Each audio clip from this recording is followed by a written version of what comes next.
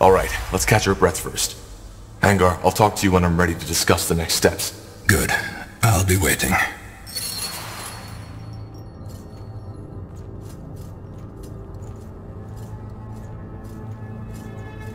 Got it.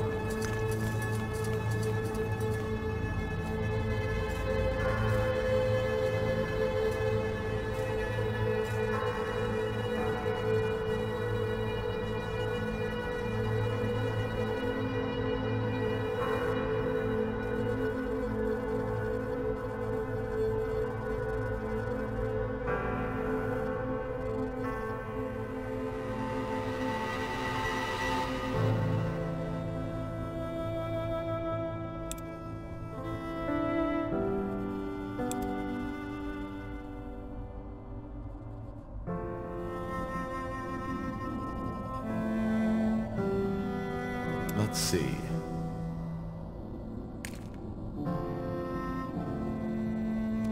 Now would you look at that?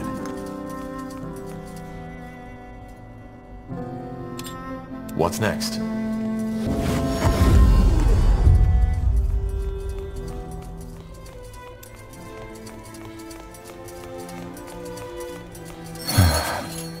She's breathing, but her spirit is gone. Damn you, Lacane.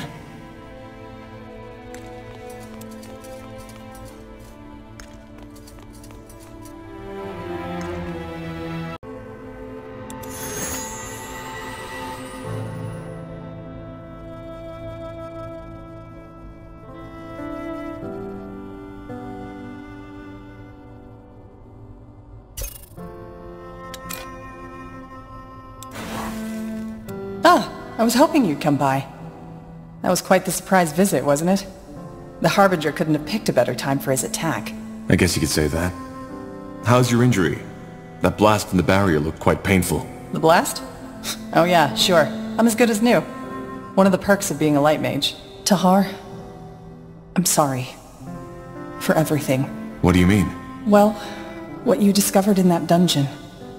I didn't see that coming, honestly. I mean, I'd always felt you were different, but an experiment of your father? I would have never guessed. And now that bastard Lacane took your mother. It's just... one tragedy follows another.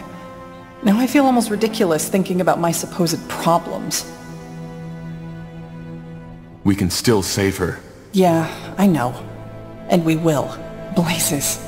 How crazy does that all sound? A half-shaper whose mother's spirit has been stolen by a religious fanatic. If all this weren't actually happening, I'd think I'd be watching a bad play. Though you'd definitely be the tragic hero in this, and I don't envy you. A bit of normality would be nice for a change. I can imagine. Tell me, Tahar, if you had had the choice, would you have wanted to know? About your mother and how you were born? Well, what about you? Your father also never told you who your mother was. Would you want to find out? Good question. On the one hand, yes, I think I would. But then again, I never made any serious efforts to find out. I guess in the end it wouldn't have really mattered. She is dead, I know that much. And whether she was a priestess of the White Tree or a slum dweller, it wouldn't have changed the fact that she wasn't there when I grew up. But you're a different story. Your mother is still alive. And she's a shaper. I mean, doesn't that change everything? Would you really have wanted to know? Yes. It's always better to know the truth. Is it?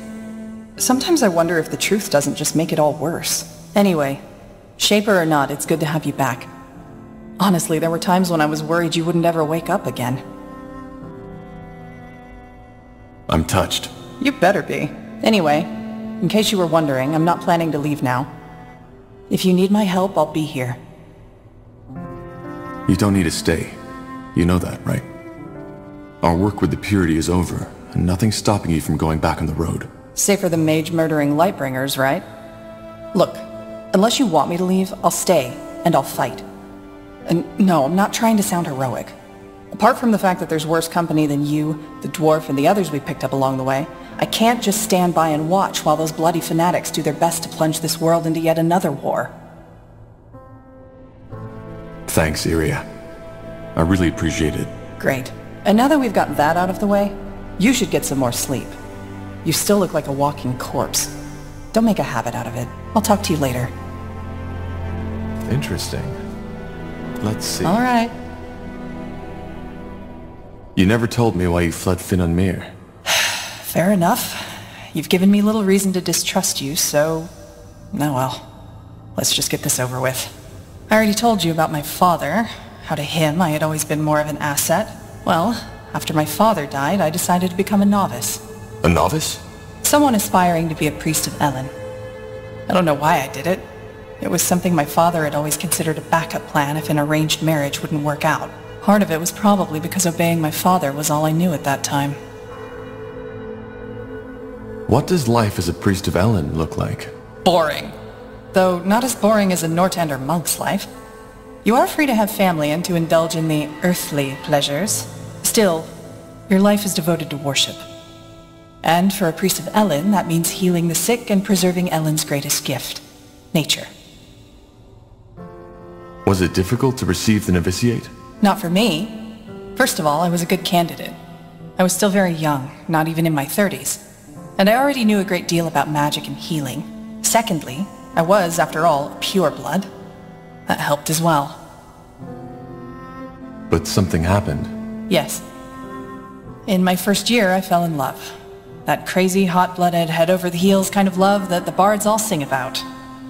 The boy felt the same way, and for the next year it was, well, it was perfect. It was the two of us against the world. Maybe you know that feeling. What was his name? Doesn't matter. And the priests didn't mind? Priestesses. Only women are allowed to teach. And no, they didn't. Elves consider love to be a blessing of Elen. Forbidding it would be near absurd. I have no clue where your monks got that idea from. Though, of course, that boy and I tried to, restrain ourselves when the situation demanded it. Huh. And I guess your romance didn't end well. You guess right. But it was more than that. You know, I told you how I always felt estranged around other people. I knew how to put on a smile, how to make myself fit in, but it was always fake. Shallow. With him, it was different. Dramatic as it may sound, I thought I had finally found someone who understood me. Then there was the novitiate. Despite all the time I sunk into doing the crazy things lovers often do, I never failed as a student. Or, no, let's put it another way. I was the best, in every aspect. Which didn't sit well with some people. No. And eventually, they made sure I felt it. They excluded me from everything, stared at me when I walked by. It hurt, yes, but I convinced myself it didn't. I've always been good at that. Did it take a toll on your relationship with that boy? More than that. My lover's friends started manipulating him. Telling him that I only saw him as my pet, that he was a failure, and that I only kept him around to feel good about myself. That's toxic. It was. And their seeds met fertile ground. You see, we novices all knew that only 4 out of 20 will be granted priesthood at the end of our training. And being a failed novice leaves you with a mark you'll keep for the rest of your life. It all looked peaceful on the surface, but beneath that it was an arena. And these other novices, they made sure my friend became aware of that fact. To him, I started being a rival as well. And do you want to know the biggest joke of it all? I didn't see it. The idea that, I don't know, that he would listen to them. That he would ever reach a point where he'd put what we had below his hurt pride and his fears. It never crossed my mind. So what happened? Well, he knew I was curious by nature, so one night when we were in bed together, he suddenly asked me if I wanted to go on an adventure. Of course I said yes. So we snuck out into the cloister's courtyard. It was beautiful. The night was cloudless, and the old oak, our cloister shrine, had just begun to bloom. We made our way to the library building, but of course the door was locked. Out of nowhere, he pulled a key, grinning at me, and opened it. It was insane. As you can imagine, priests aren't known for being lenient towards these kinds of trespassings. We were risking our novitiate, and I didn't even know the reason, but I liked it. And we were doing it together, weren't we? It was exciting. He took my hand and we went to the High Priestess's office. We opened the door and went inside, and there he finally told me what we were here for. To open the grimoire. Grimoire? The High Priestess's spellbook. It was a stupid idea. And if I hadn't been so blind, so bloody naive, I should have seen it by then. But I didn't. What did he ask you to do? To open it and try to read one of the spells. He teased me. Told me that I wouldn't be able to do it. You know, saying it like that sounds so bloody stupid, doesn't it? But again, I was too blind. I laughed. I wanted to impress him, so I gave him a kiss. Opened the page and started saying the words. Long story short, I lost control. The spell was too much for me to handle and it misfired.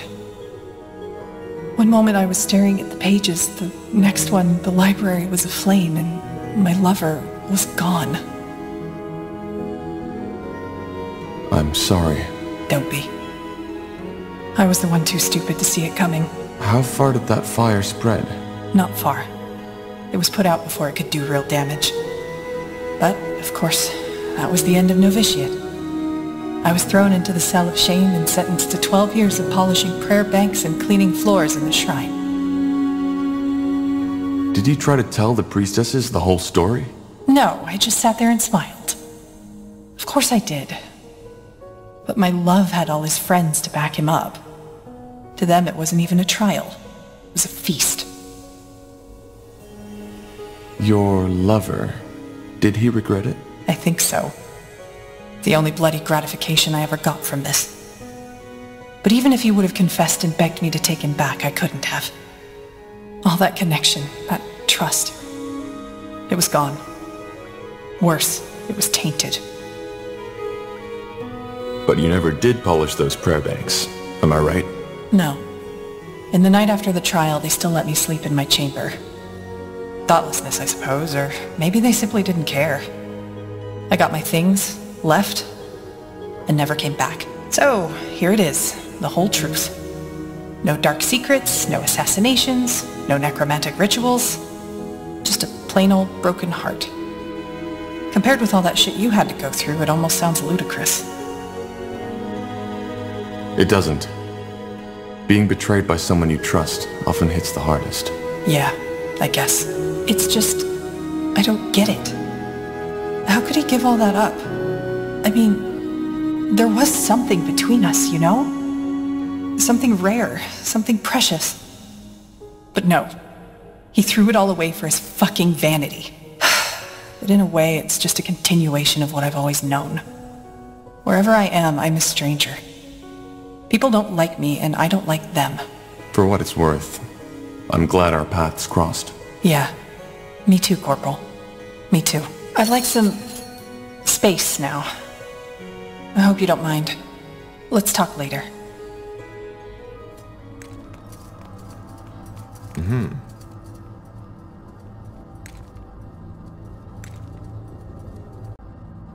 So you made it after all. Not bad. You didn't think I would? No.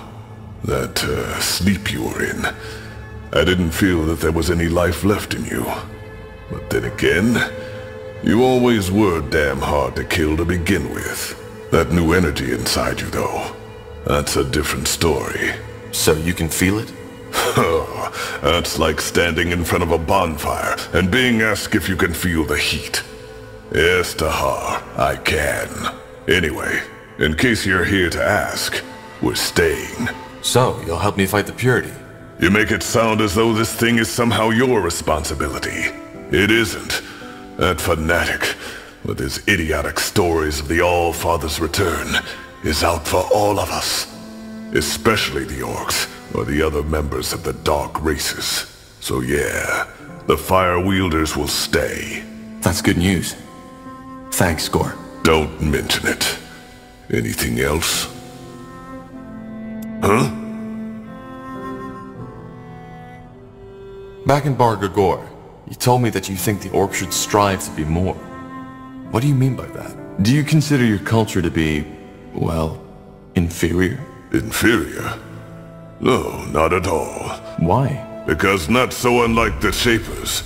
You like to tell yourselves you, but of course you don't admit to it. What? I'm so fool if Enough? yeah, and So what you want? you make it sound so dramatic. Sure.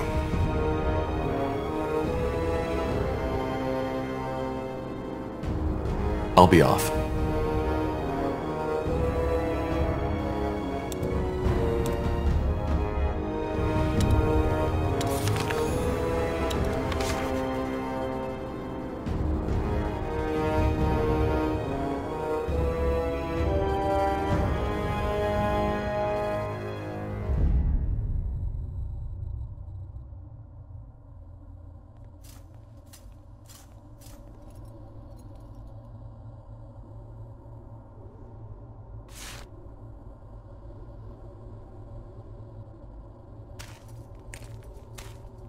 Understood.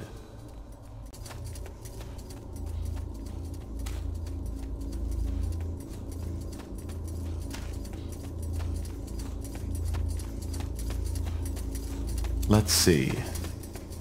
Tahar, thank Nihal you're awake. For a while I wasn't sure you'd make it. How do you feel? Out on the battlefield we didn't really get the chance to talk. I just found out that my mother is a Shaper and that she's still alive. And now Rondar Lacane took her. How do you think I feel? Bad, I assume. Sorry, that was probably a stupid question to ask. It's a tragedy.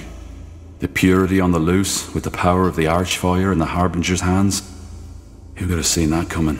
For what it's worth, I'm sorry I had to go through this. I truly am.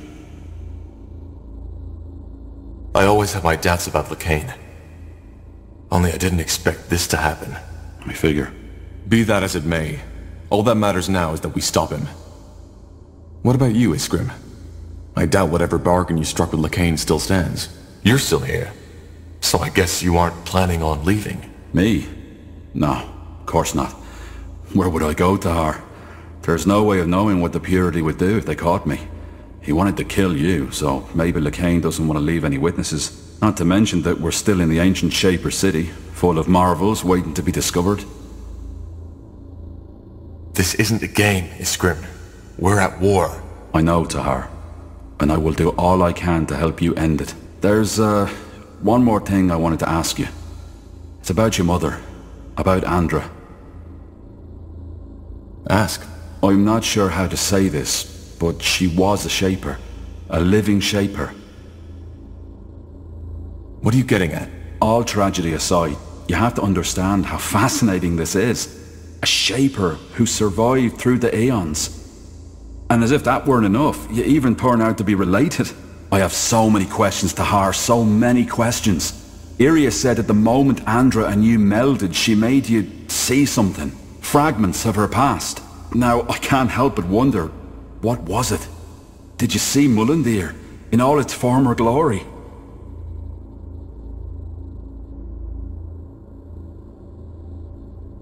I didn't see anything. It's more like I suddenly have that sense of familiarity. Especially here. But that's even more exciting. She must have transferred some of her memories onto you. I wonder if that's part of this melding ritual. Look, Tahar, I'm not sure how to say this, but how would you feel about it if I examine her? There's so much we could learn from her, even if her mind has left her body. What do you mean by examine? We're not talking about a dissection, are we? What? No, of course not. Why? What are you hoping to gain from that? You mean apart from being able to examine the body of a living Shaper? There's much we could learn. Maybe we could even find something that helps us fight Lacane. Iskrim, I just lost my mother.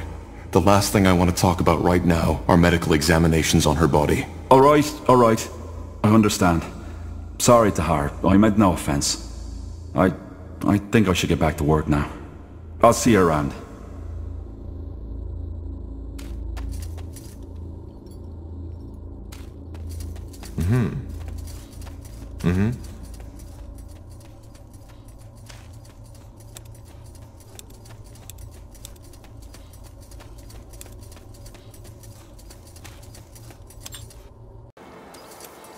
So, I guess we have some talking to do, don't we? You knew about my mother, didn't you? That's what you hinted at back at the forge, before we set out to the Eye. Well, the answer is yes and no. I had suspicions, let us call it that. But they weren't enough to go on, and I had no idea your mother was connected to the Bloodburn. Why didn't you tell me? Is that so? And exactly what should I have told you?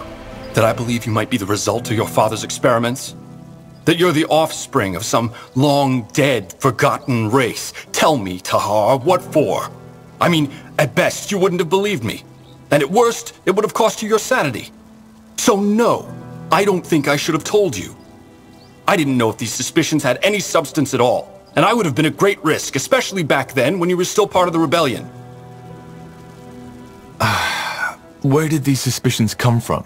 Did my father tell you? No. And he never found out that I knew. Your father... I don't need to tell you how meticulous he was, do I? That's why he always kept notes of his experiments and studies. I found one, a notebook. The story's actually quite simple. Your father had gone out to meet with Aelot Iskander, and had tasked me with cleaning up his laboratory. Really?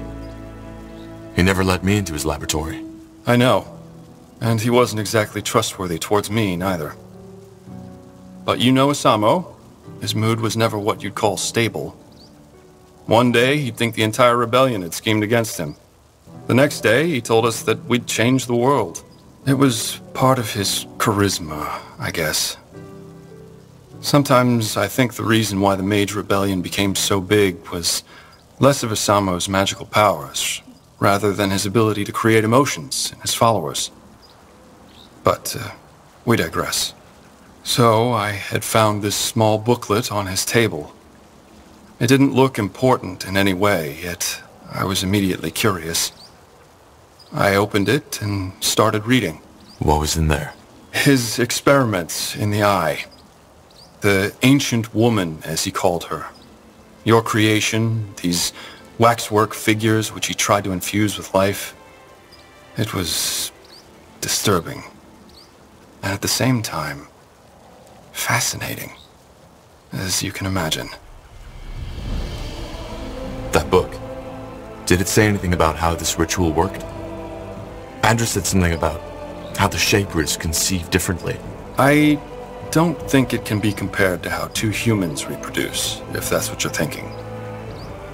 But as for the details, I don't know. As I said, I barely had 1 hour, and I only got to the chapter about you in the very end. Do you still have that book? No, of course not. I couldn't even read through all of it, else your father would have noticed that I had done nothing of what he had tasked me with, and I have no idea where it is now. I figured. So, why did he, well, create me? My mother said it was to gain access to the Archfire. Yes, I think that was the main reason. Though I couldn't help but notice a certain, I don't know, warmth in his words when he described his plans. Was there? I know it sounds cynical, Tahar, but yes, there was. Still, I don't think you were just a tool to him. You weren't. Tell me, Tahar, knowing all that, how does it make you feel? Well, it tells me that my choice to betray him was the right one. I was never sure if Asamo was really the madman people thought he was, but now I am. Yes, I guess you do. Either way, I think we both need some time to think. As I said, Tahar, I'm sorry that I didn't tell you earlier, but I simply didn't know what to do.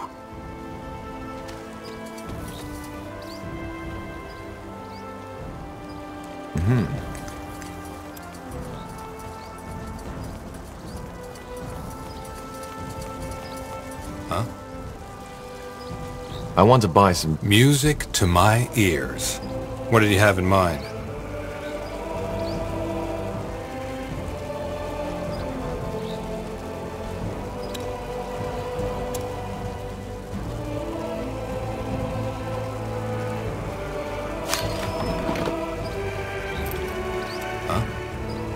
I want to Music to my ears. What did he have in mind?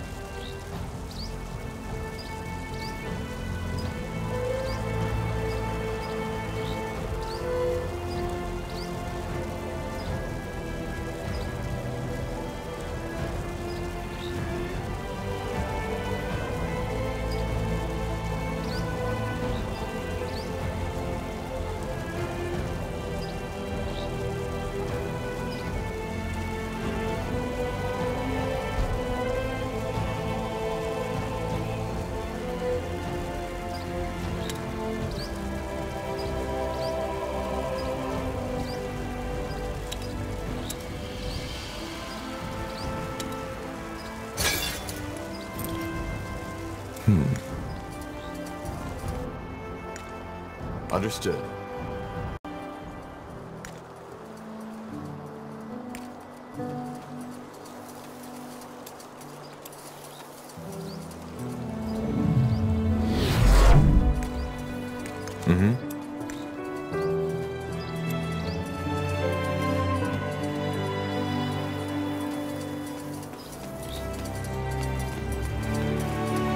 Tahar, it is good to see that you have recovered.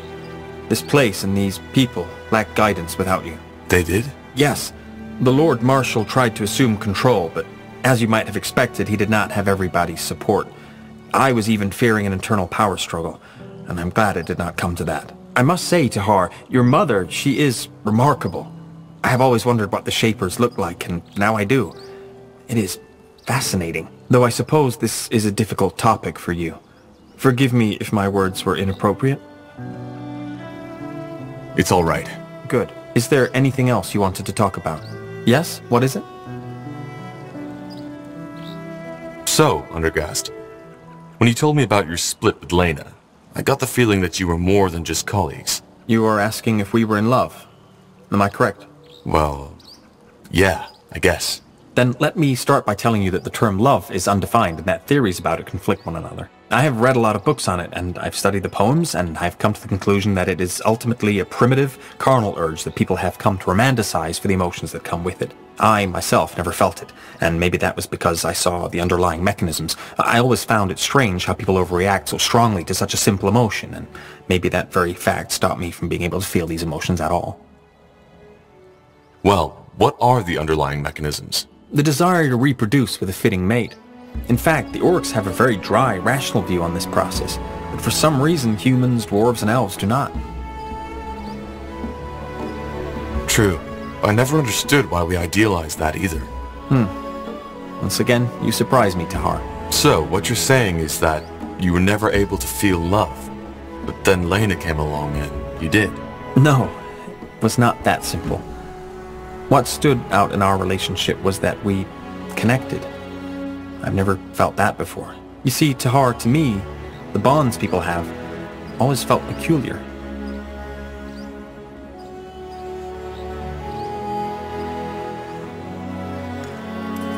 Yes? What is it? So, I myself never felt well. The desire to reproduce with a fitting mate. So, what No. You see, Tahar, to me, the bonds people have. Yes? What is it?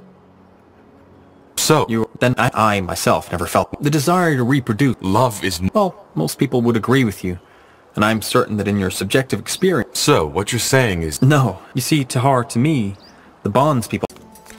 Now yes? What is it? So, Undergast, when you told me about your split with Lena, I got the feeling that you were more than just colleagues. You were asking if we were in love. Am I correct? Well, yeah, I guess.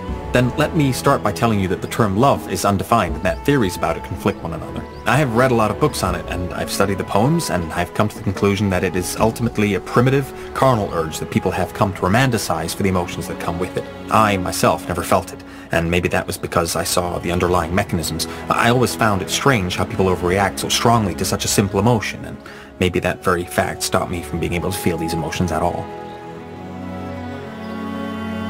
Well, what are the underlying mechanisms? The desire to reproduce with a fitting mate. In fact, the orcs have a very dry, rational view on this process, but for some reason humans, dwarves, and elves do not. True.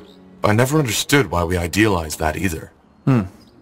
Once again, you surprise me, Tahar. So, what you're saying is that you were never able to feel love, but then Lena came along and you did. No, it was not that simple. What stood out in our relationship was that we connected. I've never felt that before. You see, Tahar, to me, the bonds people have always felt peculiar, and I am not like Iana. Her mind simply does not have the ability to feel these bonds anymore. She had them once, but then she lost them, as she became a dreamweaver. My brain is capable of feeling these things, but I am unable to connect with the outside world. I only have my own mind as a frame of reference. For example, when a person tells you yes, whereas he or she means no, you might be able to feel this discrepancy because you are able to empathize with her. I can't. To me, this person's distress would make no sense whatsoever. But then there was Lena. For some bizarre reason, she understood me and I understood her. Or at least, I thought that I did. It was as if this barrier, this shell that separates my mind from others, was pervious to her emotions. I know how strange it sounds, and I also have no explanation for why this was, yet it changed me. All at once, I felt connected. Do you know this feeling, Tahar? You have traveled with these people for quite some time now. Is there anyone you were, well, fond of? Well, yes, there is. I see. Then you probably know how distracting such a feeling can be. To be honest, when I first became aware of that bond between Lena and me, I was horrified. I could not focus anymore. When I sat down to write my studies, I realized after hours that none of what I had written made sense at all. Your inability to relate to others, is it innate? Yes. If it were not, I might have considered my sudden connection to Lena as a symbol of overcoming. But it was not. Even though I felt connected to Lena, I was still unable to feel the same way towards others. This is what deeply confused me.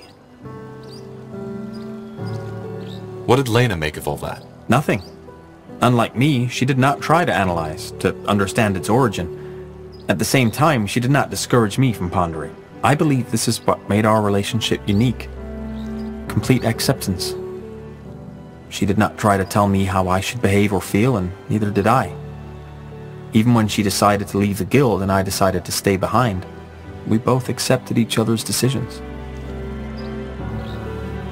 Am I right to assume that your relationship ended with your disagreement over the Creators Guild abandoning its neutrality? No, you misunderstand. We never had a relationship.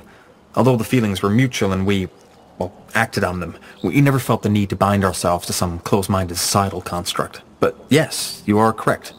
It was the disagreement that broke our bond. Quietly, she left and never returned again. Do you feel, I don't know, betrayed? Betrayed? No. By betrayal, people usually mean when someone behaves contrary to what they agreed on, or, more often than not, as they would like that person to behave. I always found the word to be very misleading. Desires, wishes, and urges are natural things, and I always found the usage of such heavily judgmental words to be very childish. Lena did what she thought was right, and so did I. I have not and will never blame her for that. What, so you didn't even argue? I have a hard time imagining that. As I said, acceptance of one another's nature and decisions was a pivotal element in our interactions, though I did notice that my unwillingness to follow her on her mission caused her more emotional distress than she usually would have felt. You see, if there ever was a disharmony between us, it was when she tried to encourage me to embrace the world, as she put it. She told me that both I as a person and my studies would benefit from more first-hand experience. Such as? Well, anything. Traveling, studying the Tsarlanthep ruins first-handed, even visiting the city of Everlight every once in a while. She seemed to think that it could help me get a better understanding of the world. But again, she never tried to force me. I could tell that my unwillingness upset her, but, like always, she showed acceptance. And you have no idea where she and the others are? I don't. I have heard rumors that they were helping mages in Leonider, but that was moons ago. How do you feel about this? That is a good question. I still think about her, almost every day. But the more time passes, the more this entire episode starts to feel like a vague, distant dream, the way an elder must feel about youth. I do not know how I would feel if I ever saw her again. I can imagine. Well, thank you for trusting me with this, Undergast. You have nothing to thank me for. If this conversation helped you get a better picture of me, I'm glad we had it. But there is one more thing I would like to ask you, Tahar. Tell me. Do you have regrets? Do you ever feel as if you could and should have acted differently than you did act? Everybody has regrets. That seems like a deliberately vague answer. It could indicate that you do have regrets, but it could also indicate that you do not have them. But I understand. If you do not want to share this with me, you do not have to. You see, I've never told you this, but I find your resilience to be remarkable. How so? Well, it is no secret that you have endured a lot of pain, especially your early childhood must have made a mark on your psyche. But still, you did not give up. Well, it wasn't always easy. Of course not. Either way, I think we have spent enough time talking. We should get back to the tasks at hand. We should. So long, Undergast.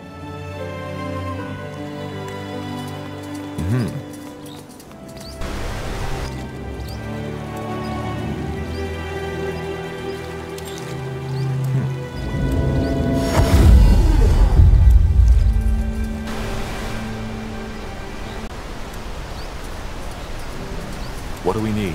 Yes, Corporal? How can I help?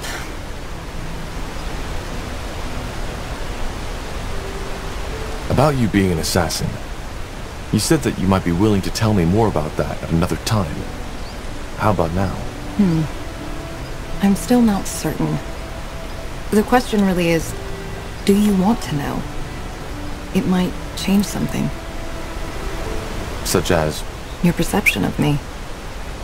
It is your choice. Well, I wouldn't have asked otherwise. Tell me. All right. Where should I begin? Do you remember what I told you about that man who bought me from the Greyfell Bazaar? My owner?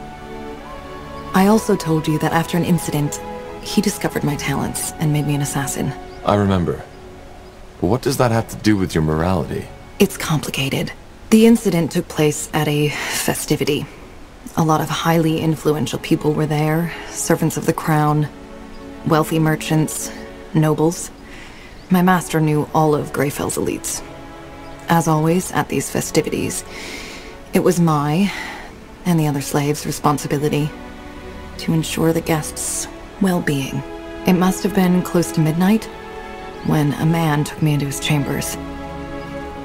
I'd learned to play along years ago, because resisting only made it worse. This time, however, was different. For some reason, that man wanted me to tell him that I loved him. I did, but he kept on telling me that I should say it like I really mean it. When I couldn't, he got angrier and started choking me. I had almost lost consciousness when I felt something break. I don't know how else to put it.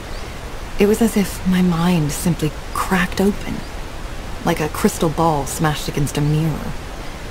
And all of a sudden, that man and I weren't separate entities anymore. I don't follow. My magic, my dreamweavery, that's when it broke free. You probably don't know this, but the only way to become a dreamweaver is by shattering your mind.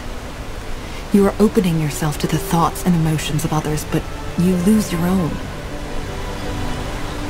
Wait, Dreamweavers don't feel and think? No, we do. But it's differently than normal people. Me. The Iana you're talking with is the result of long work and studying of human behavior. I know how to blend in, to seem like I'm just like you. But the world inside my head is an entirely different one. Again, it is almost impossible to put into words if you're not a dreamweaver yourself. What happened to the man? I killed him. It wasn't a conscious choice, looking back. I even think that shattering my mind was My body's way of ensuring survival. I closed my eyes, reached out for the man's mind, and just crushed it. The man gasped, lost balance, and fell right off the bed. He wasn't dead yet, but unable to move. Like a puppet rid of its strings. At first I was disoriented. But then I felt it, for the first time. The urge. To kill him? Yes. To massacre him. Hear his screams. To see his life taken by my hand. I grabbed a lantern that was standing on a bedside table and knelt over him, and... well, you can picture the rest. To get back to your original question, that urge, it stuck with me. I think that the moment when my mind shattered and I became a dreamweaver was what unlocked it. Ever since then, I've found violence and bloodshed to be ecstatic, erotic even. And when I kill someone, like I killed that man, I feel alive. Actually, it's one of the few times I am capable of feeling anything at all. Huh. And this is why you became an assassin? Yes. My master introduced me into the craft. Probably because he knew that my dreamweavery had changed me. I wasn't just a slave child anymore. I was a weapon now. More than that, even. I needed what these new tasks my master sent me on provided me with. It had become a basic need of mine. Of course, I briefly considered changing my profession after my master had his accident. But I didn't. Killing is something I need, as much as a child needs the love of his mother. If I don't feed my urge, I will die. Not physically, but mentally. I just know this. But is there no way to cure you? To return your mind to its original state? No, there isn't. What about your victims? Don't you ever feel guilt? Once again, Tahar, I do not feel emotions the way you do. Of course I wonder if I made a mistake, but my reflections are purely based on theory.